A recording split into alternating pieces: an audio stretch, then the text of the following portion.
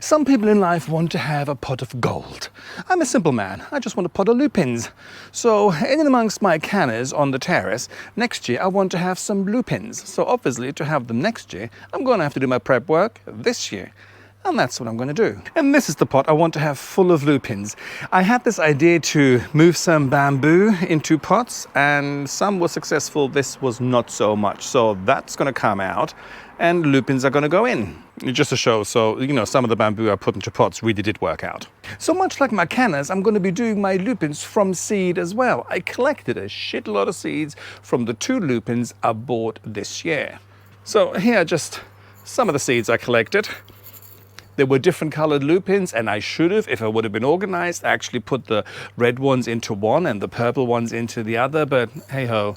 So it's kind of like lupin the surprise once they come up. And in my world, the way it works, so lupins are producing seeds right now. So what I thought, you know what, let's put them into the ground right now, let them grow a little bit, and then obviously they're going to be dying back in the winter time, and then they should produce all flowers by next year.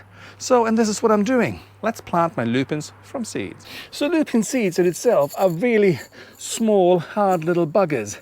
And much like my canna seeds, you know, you should scar them.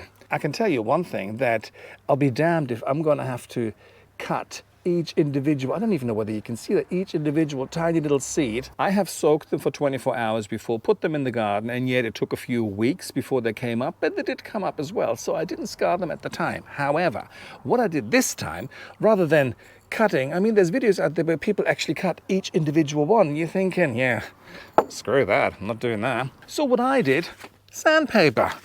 Sandpaper on the bottom, seeds in the middle, rub them together.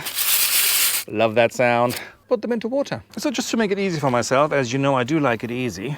You know, there you go. Then a few seeds and another one. And just do that. And as you can see, they're all kind of roughed up a little bit. Then I put them into a glass of water and I let them sit in there for a week. And then I'll keep on comparing them to my cannas, because I do exactly the same with my cannas. I leave them in the water for about a week or week and a half, and then you can see when they start to germinate. And the same happened with the lupin seeds. So rather than just soaking them for a day and then put them in the ground and then hope when that 6 or 7 weeks later that actually something is happening, this way I know that they germinated, and now I'm going to dump them into my pot. But let me show you the seeds, how they look now. So if we're looking at the size difference, I mean, look at the one on the left compared to the one on the right. The one on the right is the one as it comes out of the seed pod, and the one on the left is when it has been soaking for a few days. And also here on the side, there, you can see that it's germinated. So now the next stage is to yank the dead bamboo out of my red pot and then put the lupins in. Obviously this venture wasn't very successful. Also, as I was standing here just now, you know, all these bees that are flying around here, one of them flew into my ear and stung me in my ear, bitch.